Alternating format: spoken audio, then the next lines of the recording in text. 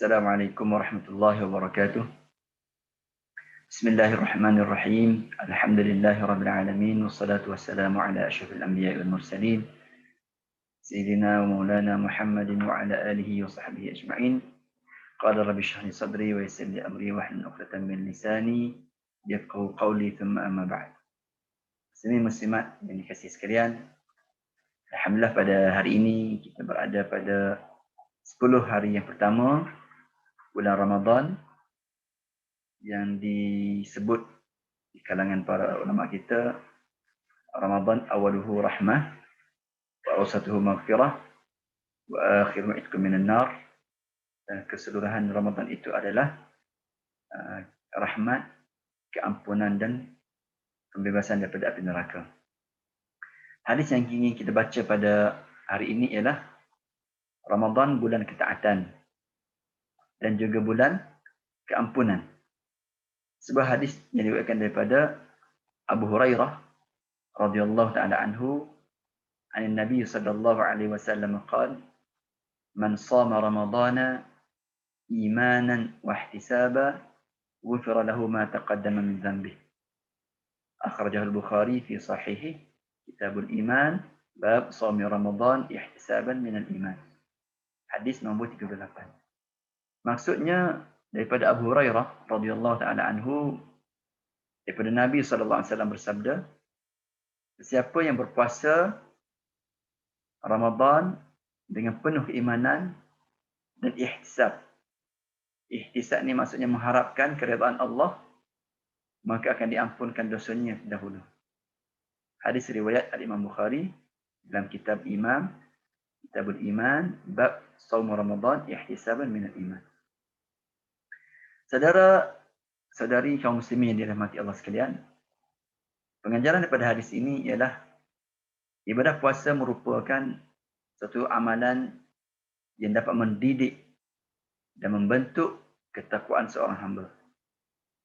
Di sebalik kewajipan berpuasa itu, terdapat hakikat yang tersirat, iaitu menanamkan kebiasaan mengadakan pengawasan terhadap diri sendiri dan menanam akhlak kesabaran di dalam jiwa setiap pelakunya. Begitu juga seorang Muslim, seorang hamba yang berpuasa, terutamanya di bulan Ramadan ini, maka Allah Ta'ala akan menghapuskan dosa-dosanya yang terdahulu.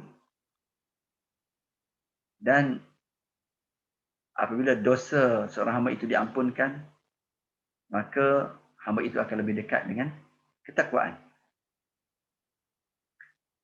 Muslimin dan muslimat yang dikasihi sekalian, orang yang berpuasa ini akan mendapat syafaat. Kerana dalam hadis disebut puasa dan Al-Quran itu dapat memberi syafaat. Hadis yang diriwayatkan oleh Abdullah bin Amru, anna Rasulullah sallallahu alaihi wasallam qala, as-siyamu wal Qur'anu yashfa'ani lil 'abdi yawm al-qiyamah. As-siyamu wal Qur'anu yashfa'ani lil 'abdi yawm al-qiyamah. Yaqulu as-siyam, ay rabbi mana'tuhu at-ta'ama wash-shahawati bin-nahari fashaffi'ni fihi. Wa yaqulu al-Qur'an, mana'tuhu an-nawma bil-layli fashaffi'ni fihi. Qala fayushaffa'ani. Saudara dan saudari yang dikasihi sekalian, maksud hadis ini ialah mendapat syafaat daripada puasa dan Al-Quran. Hadis yang diriwayatkan oleh Abdullah bin Amru radhiyallahu ta'ala anhuma, bahawa Rasulullah sallallahu alaihi wasallam bersabda, puasa dan Al-Quran akan memberikan syafaat kepada hamba yang berpuasa dan yang sentiasa membaca Al-Quran di hari kiamat nanti. Puasa akan berkata, wahai Tuhan, sesungguhnya aku telah menahan hamba-Mu ini daripada makan, minum dan perkara syahwat pada waktu siang. Maka terimalah syafaatku kepadanya. Manakala Al-Quran pula berkata, wahai Tuhan, sesungguhnya aku telah menahan hamba-Mu ini daripada tidur di malam hari, maka terimalah syafaatku kepadanya. Baginda Nabi SAW bersabda, maka Allah Ta'ala menerima kedua-dua syafaat tersebut. Hadis riwayat Imam Ahmad dalam Musnad Al-Mutakathirin min as-Sahabah. Antara pengajaran daripada hadis ini ialah, saudara sidang penonton sekalian, pada hari kiamat nanti, semua manusia akan membawa diri masing-masing. Kerana pada ketika itu, tiada siapa lagi yang dapat menolong, dapat memberikan bantuan pada hari tersebut.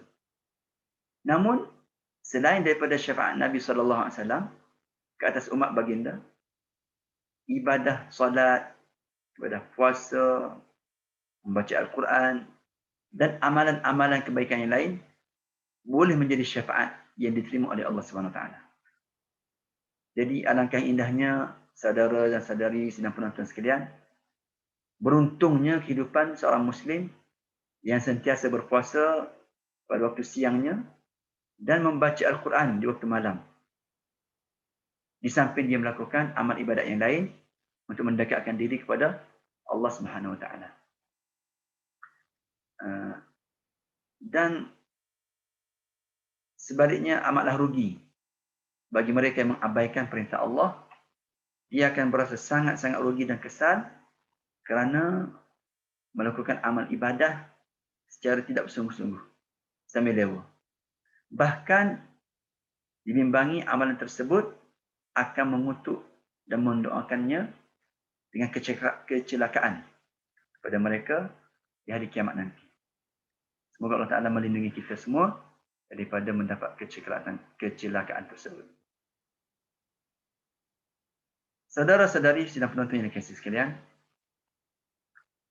kita tahu bahawa bulan puasa ini, bulan Ramadan, dia menghapuskan dosa.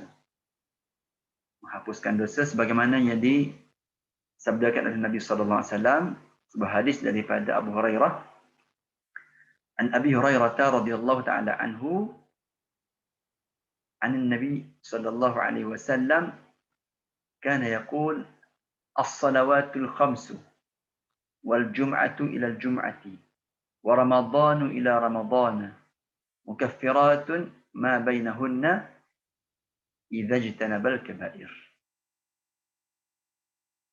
Maksudnya daripada Abu Hurairah radhiyallahu taala anhu bahawa Rasulullah sallallahu alaihi wasallam bersabda, solat 5 waktu hari Jumaat ke hari Jumaat yang berikutnya, Ramadan ke Ramadan berikutnya, akan menghapuskan dosa-dosa di antara tempoh tersebut sekiranya seseorang itu menjauhi dosa-dosa besar.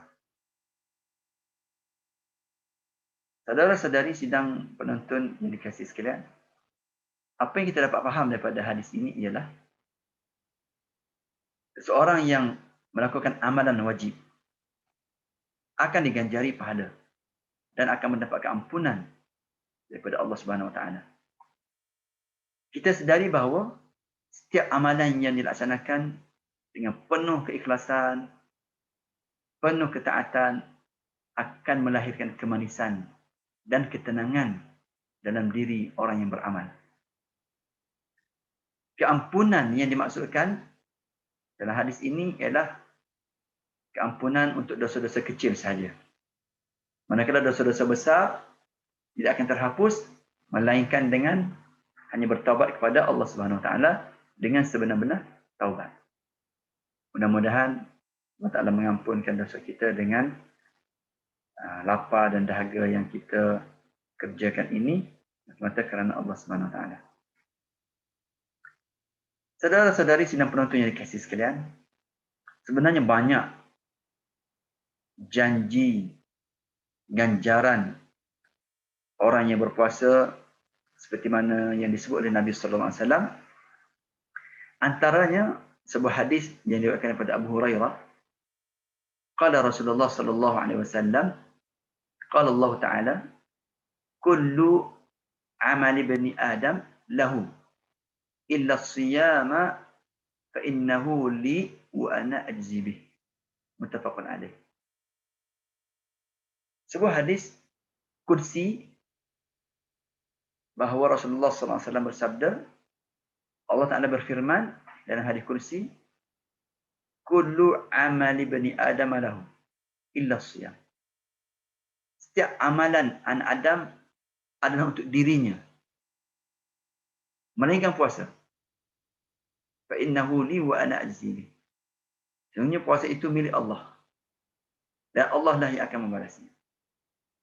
Saudara-saudari sedang penonton yang dikasihi sekalian, antara pengajaran daripada hadis ini ialah, hadis ini sangat besar, sangat agung, menceritakan kelebihan berpuasa itu sendiri. Makna wasiyamu li wa ana ajzi bih. Sebenarnya puasa itu milikku, itu milik Allah dan Allah lah yang akan membalasnya. Itu adalah puasa merupakan amalan batin yang hakikatnya tidak diketahui melainkan Allah SWT sahaja. Allah SWT yang maha mengetahui dan orang yang melakukannya saja. Tidak ada tanda-tanda bagaimana kalau ini puasa ataupun tidak. Kan? Sebab di hadapan orang, semua orang tidak makan. Tapi hanya Allah SWT sahaja yang tahu tentang kebenaran. Tapi di akhir hari kiamat, Allah Ta'ala akan menghisap setiap amalan hambanya dan setiap kezaliman akan disempurnakan pembalasannya dengan semua amalan kezaliman itu akan dijadikan kafarah pada dosa kezalimannya sehinggalah tidak tinggal sedikit pun daripada amalannya kecuali puasa. Lalu Allah Ta'ala akan menghapuskan dosa yang berbaki daripada kezaliman tersebut dan dimasukkan ke dalam syurga dengan sebab amalan puasa yang telah dilakukan. Dan sesungguhnya puasa adalah milik Allah Azza wa Jalla. Tidak ada jalan bagi seorang pun untuk merampas pahala puasa, melainkan dia akan kekal bersama pemiliknya. Saudara dan saudari sidang penonton yang dikasihi sekalian, sebenarnya orang berpuasa ini dia ada kegembiraan. Nabi SAW menjanjikan dua kegembiraan bagi orang yang berpuasa.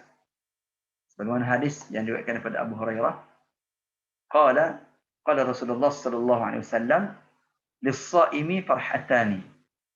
Lis-shaimi farhatani yafrahuhuma.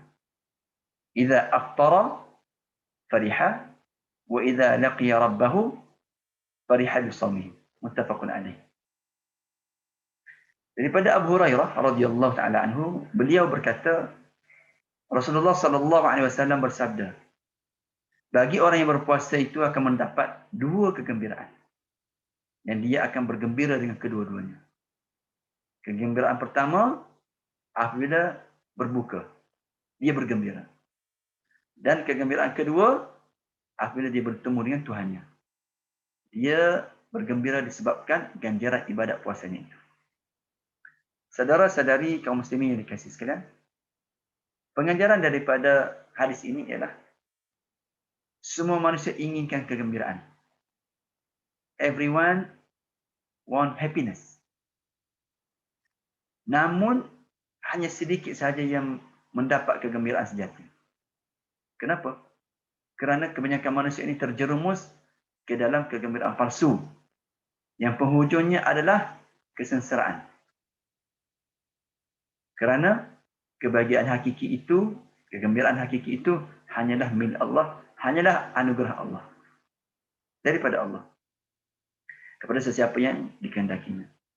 Justru Allah SWT menjanjikan melalui lidah Rasulnya akan mengurniakan dua kegembiraan kepada orang yang berpuasa dengan syarat orang itu menjaga mematuhi adat-adatnya dengan sempurna. Muslimin dan muslimat yang dikasihi sekalian, begitulah perkongsian kita berkenaan dengan hadis kegembiraan bagi orang berpuasa, ganjaran untuk orang yang berpuasa kerana Allah, dan juga Ramadan itu menghapuskan dosa orang yang menghidupkannya dengan siam dan qiyam. Begitu juga mendapat syafaat daripada puasa dan Al-Quran dan mendapat keampunan daripada melakukan puasa pada bulan Ramadan. Mudah-mudahan perkongsian kita pada kali ini memberikan kebaikan kepada kita semua. Saya tangguh setakat itu dulu. أقول قولي هذا وأستغفر الله لي ولكم. السلام عليكم ورحمة الله وبركاته.